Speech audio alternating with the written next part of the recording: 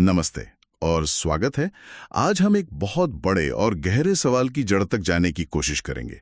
सवाल ये है कि ईसाई धर्म में ईसा मसीह को ईश्वर क्यों माना जाता है, और इसका जवाब ढूंढने के लिए हम डॉक्टर मरियान वे रॉड्रिग्स की किताब ख्रिस्ताची देवत्व यानी डिविनिटी ऑफ क्राइस्ट के कुछ हिस्सों की गहरी पड़ताल करेंगे। बिल्कुल, और ये एक ऐसा सवाल है जिसकी नींव बहुत गहरी है। हाँ, और किताब का तर्क बड़ा दिलचस्प है।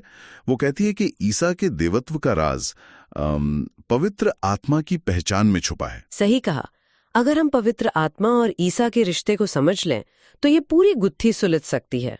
तो चलिए इस पहेली को परत दर परत खोलते हैं। बिल्कुल, और इस पूरी बहस को समझने के लिए हमें पहले पवित्र त्रिमूर्ति या होली ट्रिनिटी के कॉन्सेप्ट को छूना होगा। हाँ, ये तो बहुत जरूरी है। यही ईसाई धर्म की सबसे बुनियादी और शायद सबसे मुश्किल समझी जाने वाली बात है कि ईश्वर एक ही है, लेकिन वो खुद को 3 रूपों में जाहिर करता है। एग्जैक्टली। पिता यानी रचयिता, पुत्र यानी ईसा मसीह और पवित्र आत्मा। और ये 3 अलग अलग ईश्वर नहीं हैं। नहीं, बल्कि एक ही ईश्वर के 3 स्वरूप हैं। बिल्कुल, और डॉक्टर रॉड्रिग्स की किताब का पूरा तर्क इसी त्रिमूर्ति के अंदर पुत्र और आत्मा के रिश्ते पर टिका है। अच्छा। किताब ये साबित करने की कोशिश करती है कि ये दोनों यानी पुत्र और आत्मा असल में एक ही हैं, और इसी वजह से अकेले ईसा मसीह ही सर्वशक्तिमान ईश्वर हैं। ठीक है, तो नींव है त्रिमूर्ति की और सवाल है पुत्र और आत्मा के रिश्ते का। तो किताब अपनी दलील कहाँ से शुरू करती है? मतलब पहला सुराग क्या है? पहला और शायद सबसे बड़ा सुराग मिलता है नामों में। नामों में? हाँ, नामों में। किताब इस बात पर बहुत जोर देती है कि बाइबल में पवित्र आत्मा को कैसे कैसे बुलाया गया है।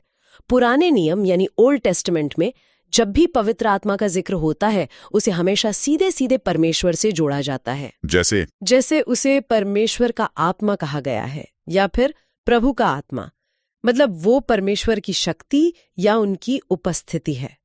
ओके, तो पुराने नियम में आत्मा सीधे तौर पर परमेश्वर से जुड़ी है, ये तो साफ है, लेकिन इसमें पहेली कहाँ है? पहेली शुरू होती है जब हम नए नियम यानी न्यू टेस्टामेंट में आते हैं। यहाँ एक बहुत बड़ा और आप कह सकते हैं जानबूझकर किया गया बदलाव दिखता है। लेखक अब पवित्र आत्मा को मसीह का आत्मा या उसके पुत्र का आत्मा भी कहने लगते हैं। एक मिनट, लेकिन क्या ये सिर्फ लिखने के अलग अलग तरीके नहीं हो सकते? हो सकता है अलग अलग लेखकों ने अलग अलग शब्दों का इस्तेमाल किया हो। बहुत अच्छा सवाल है, और फोर्स इसी बात का जवाब देता है।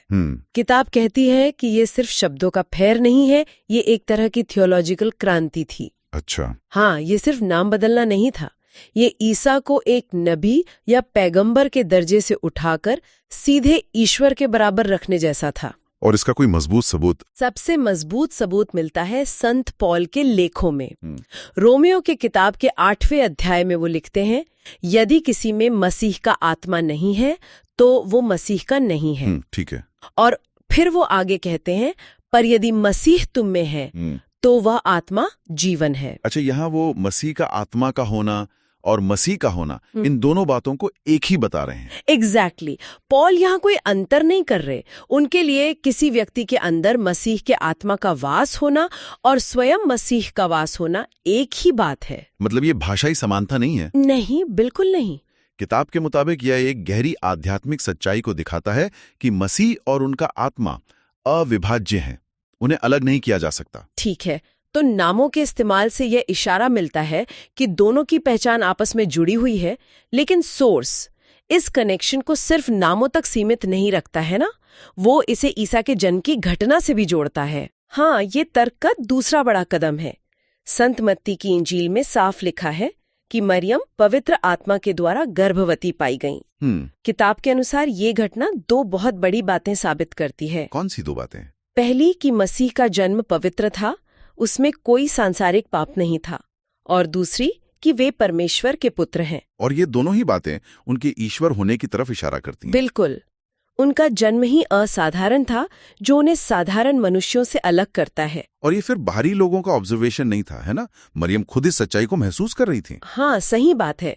लूका की इंजील में मरियम खुद पवित्र आत्मा से प्रेरित होकर अपने गर्भ में पल रहे शिशु के लिए कहती हैं, उसका नाम पवित्र है। ये एक बहुत बड़ी बात है। बिल्कुल।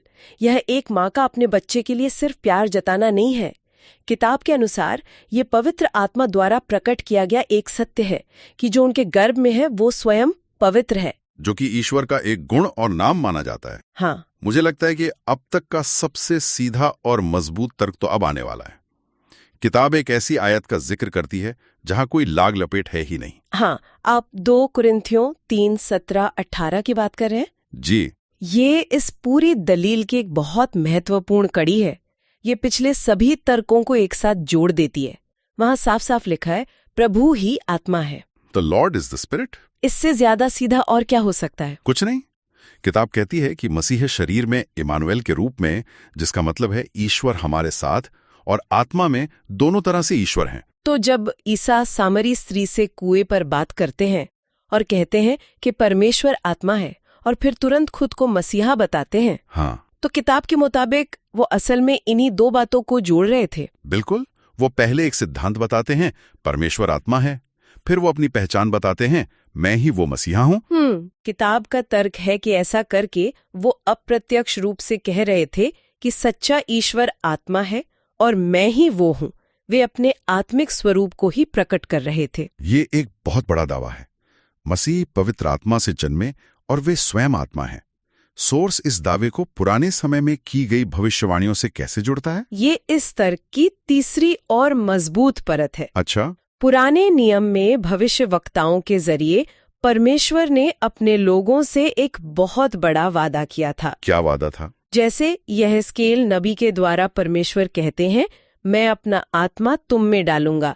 इसी तरह योएल नबी के द्वारा भी ईश्वर कहते हैं, मैं अपना आत्मा सब मनुष्यों पर उंडेलूंगा। तो एक नए युग का, एक नए रिश्ते का वादा था ये। हाँ, और किताब का तर्क ये है कि ईसा मसीह खुद को इसी वादे को पूरा करने वाले के तौर पर पेश करते हैं। अच्छा, वो कैसे?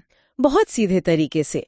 यूहन्ना की इंजील में ईसा ऐलान करते हैं, जो मुझ पर विश्वास करेगा उसके भीतर से जीवन जल की नदियां बह निकलेंगी। और फिर यूहन्ना खुद उस बात का मतलब समझाते हुए लिखते हैं कि ईसा का मतलब आत्मा से था, जो उनके महिमा पाने के बाद दिया जाना था। तो यहाँ ईसा खुद को उस ईश्वरीय वादे का स्रोत बता रहे हैं। एग्जैक्टली। वो ये नहीं कह रहे कि मैं प्रार्थना करूंगा और पिता तुम्हें आत्मा देंगे। वो कह रहे हैं कि मुझ पर विश्वास करने से तुम्हें वो आत्मा मिलेगी। और फिर ये वादा सिर्फ एक वादा नहीं रहता, ये हकीकत में बदल जाता है। बिल्कुल। वो सीन तो बहुत पावरफुल है जब वो अपने पुनरुत्थान के बाद शिष्यों से मिलते हैं। बहुत ही ज्यादा। जरा सोचिए, शिष्य डर के मारे दरवाजे बंद करके बैठे हैं। हाँ। और तभी पुनर्जीवित ईसा उनके बीच आकर खड़े हो जाते हैं, उन पे सांस फूंकते हैं और कहते हैं, पवित्र आत्मा ग्रहण करो। इस पल का धार्मिक महत्व बहुत गहरा है। बहुत। किताब हमें याद दिलाती है कि उत्पत्ति की किताब में परमेश्वर ने पहले इंसान आदम में जीवन का श्वास फूंका था। राइट। अब यहाँ मसीह एक नई सृष्टि की शुरुआत करते हुए अपने शिष्यों में आध्यात्मिक जीवन फूंक रहे हैं। तो ये एक ईश्वरीय कार्य है। सोर्स के मुताबिक कोई नबी या दूत ऐसा नहीं कर सकता। नहीं, केवल परमेश्वर ही अपना आत्मा दे सकते हैं। बिल्कुल। यहाँ वो सिर्फ एक माध्यम नहीं है, वो खुद स्रोत हैं। ये उनके ईश्वर होने का एक सीधा प्रमाण है, जो अपने वादे को खुद पूरा कर रहे हैं। ठीक है, तो वादा किया गया और फिर ईसा ने उसे व्यक्तिगत रूप से अपने शिष्यों के लिए पूरा किया। लेकिन किताब का जो आखिरी सबूत है वो तब आता है जब ये घटना सार्वजनिक हो जाती है ना? हाँ, पिंतेकुस्त का दिन। पिंतेकुस्त का दिन, जरा उस सीन को हमारे लिए मार्के कीजिए। हाँ, पिंतेकुस्त का दिन इस पूरी कहानी का क्लाइमैक्स है। प्रेरितों के काम की किताब में इसका जिक्र है। जरा उस मंजर की कल्पना कीजिए। लगभग 120 शिष्य एक कमरे में बंद है और अचानक पूरे घर में एक तेज आंधी जैसी आवाज गूंजने लगती है। फिर आग की लपटें दिखाई देती हैं जो अलग अलग होकर हर एक शिष्य के सिर पर आकर ठहर जाती हैं। और इसके तुरंत बाद वो सब ऐसी भाषाएं बोलने लगते हैं जो उन्होंने कभी सीखी ही नहीं थी। और बाहर शहर में अलग अलग देशों से आए यहूदियों की भीड़ जमा थी, जो ये सब देखकर हैरान थी कि ये गलील के अनपढ़ लोग उनकी अपनी अपनी भाषा में बात कैसे कर रहे हैं। हाँ, ये तो किसी हॉलीवुड फिल्म का सीन लगता है। बिल्कुल। और उस पूरे हंगामे और कंफ्यूजन के बीच संत पतरस भीड़ को समझाने के लिए खड़े होते हैं। और वो क्या कहते हैं? वो साफ साफ कहते हैं कि ये लोग नशे में नहीं हैं, बल्कि ये वही हो रहा है जिसकी भविष्यवाणी योएल नबी ने सदियों पहले की थी। अच्छा, तो वो पुराने नियम के वादे को उस पल की हकीकत से सीधे जोड़ देते हैं। बिल्कुल, कि परमेश्वर अपना आत्मा सब पर उंडेलेंगे। और सबसे जरूरी बात, वो इस पूरी घटना को किससे जोड़ते हैं? वो इसे सीधे सीधे ईसा मसीह से जोड़ते हैं। पतरस कहते हैं कि जिस यीशु को तुमने सूली पर चढ़ाया, परमेश्वर ने उसे जिलाया और महिमा दी। उसे कहते हैं कि मन फिराओ और यीशु के नाम से बपतिस्मा लो। हाँ, तो तुम पवित्र आत्मा का दान पाओगे। तो यहाँ तर्क बिल्कुल साफ है। परमेश्वर का वादा ईसा मसीह पूरा कर रहे हैं और पवित्र आत्मा का दान यीशु के नाम पर विश्वास करने से मिलता है। हाँ, ये एक सीधी लकीर खींचता है, वादा परमेश्वर का और उसे पूरा करने वाला मसीह।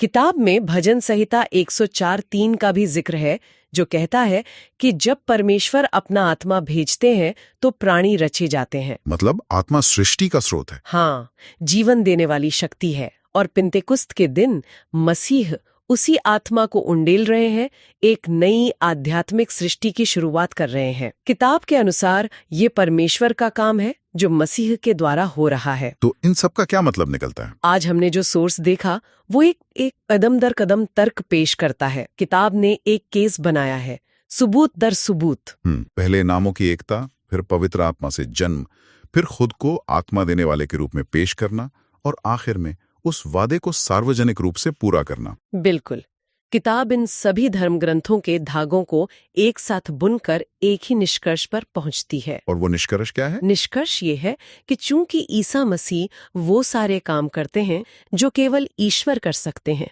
जैसे कि जीवन देने वाली आत्मा को भेजना, एक नई सृष्टि की रचना करना, इसलिए इस तर्क के अनुसार वे ही सर्वशक्तिमान ईश्वर हैं। ये सिर्फ एक उपाधि नहीं है। नहीं, ये उनके कामों और उनके स्वरूप का नतीजा है, जैसा कि बाइबल में दिखाया गया है। जाते जाते एक विचार छोड़ जाते हैं। किताब इस बात पर खत्म होती है कि कैसे मसीह का आत्मा विश्वासियों को उनके स्वरूप में बदल देता है। 2 कुरिन्थियों 3:18 कहता है कि हम सब प्रभु की महिमा को देखते हुए उसी के रूप में बदलते जाते हैं। और ये महिमा प्रभु से आती है जो आत्मा है। तो सोचने वाली बात यह है, अगर जैसा कि किताब का तर्क है प्रभु ही आत्मा है, तो किसी व्यक्ति के अंदर उस आत्मा के वास करने का असल मतलब क्या है? ये एक बहुत गहरा सवाल है। हाँ, किताब इशारा करती है कि ये केवल एक बाहरी प्रभाव या मार्गदर्शन नहीं है, बल्कि एक आंतरिक परिवर्तन है जो व्यक्ति के मूल स्वरूप को ही बदल देता है। ये इस बारे में एक गहरा सवाल उठाता है कि इंसान की पहचान कहाँ खत्म होती है और दिव्य पहचान कहाँ से शुरू होती है। Subscribe and press the bell for getting new updates.